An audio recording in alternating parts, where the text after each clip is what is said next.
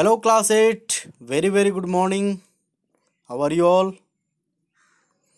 Let's talk about today in the today's class comparative and superlative modifiers. Okay, we will talk about the comparative and superlative modifiers. तो comparative adjectives की हम बात करेंगे fundamentals में क्या होते हैं ये आप ध्यान दीजिएगा. कंपेरेटिव एडजेक्टिव जो होते हैं are use to compare the two objects, है ना. दो वस्तुओं को ये इनमें कंपेयर तुलना करने में ये प्रयोग किए जाते हैं. जैसे larger, smaller, faster, higher. Okay, so they are used in sentences where two nouns are compared in this pattern. ठीक है, वो वाक्यों में यूज होते हैं जहाँ पे दो जो है संज्ञाओं का यहाँ पे तुलना होता है. ठीक है, इस पैटर्न में हम बात करते हैं. जैसे रूल इसका देखते हैं. पहले नाउन, ठीक है, that is subject. Okay, verb, comparative adjective, उसके बाद आपका क्या आ जाएगा, देन. ठीक है,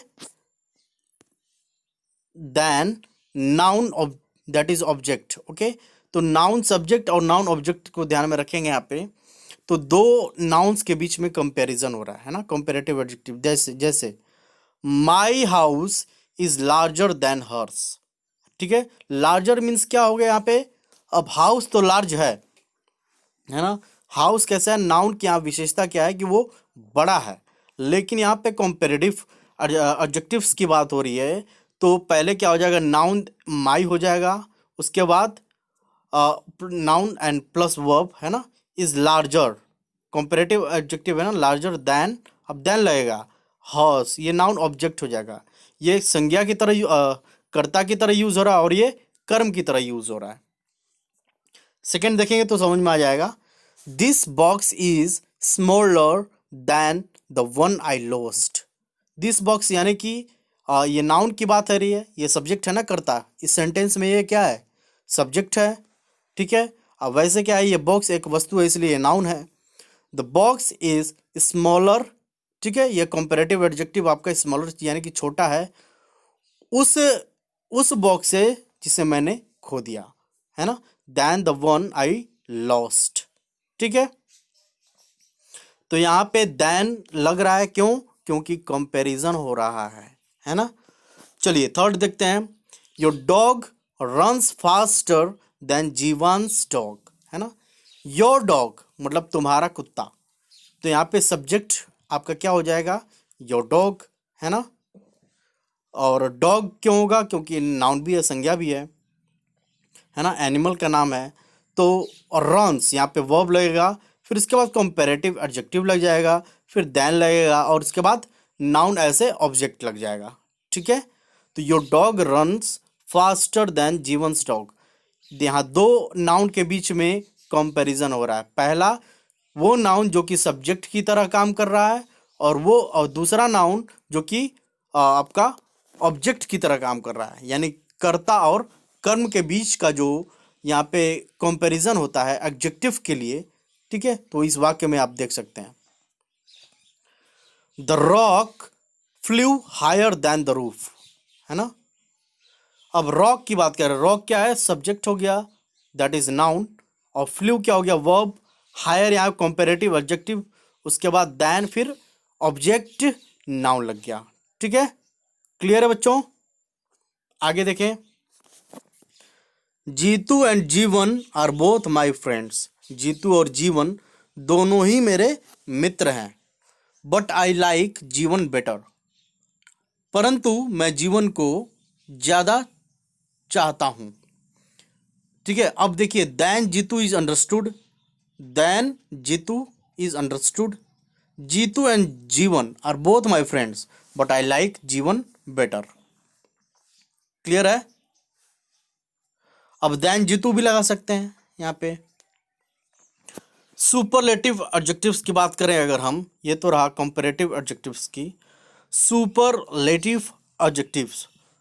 Superlative adjectives are used to describe an object which is at the upper or lower limit of a quality, है ना. जैसे क्या कह रहा है कि सुपरलेटिव एडजेक्टिव जो होता है वो किसी वस्तु को डिस्क्राइब करने के लिए वर्णन के लिए प्रयोग किए जाते हैं, जो कि सबसे अपर और लिमिट क्वालिटी ऑफ क्वालिटी होता है, लिमिट ऑफ क्वालिटी होता है। जैसे द टॉलेस्ट, है ना, the smallest, the fastest, the highest. They are used in sentences where a subject is compared to a group of objects, है ना। तो जो कर्मों के समूह से यहाँ पे तुलना की जाती है। अब इसके रूल को हम देखेंगे, ध्यान से रूल पढ़िएगा, क्योंकि एक्सरसाइजेस करने में आपको दिक्कत आ सकती है अगर आप ध्यान से नहीं पढ़ेंगे। तो देखेंगे इसका रूल क्या है। Noun that is subject plus verb plus the, superlative चूंकि है इसलिए द लगेगा ही। उसके बाद superlative adjective plus noun object, इतना ही है। वहाँ कंपेरेटिव एडजेक्टिव लगता था और देन लगता था, है ना। और यहाँ पे क्या है, द लग रहा है, सुपरलेटिव एडजेक्टिव लग रहा है ना, बाकी सब सेम है।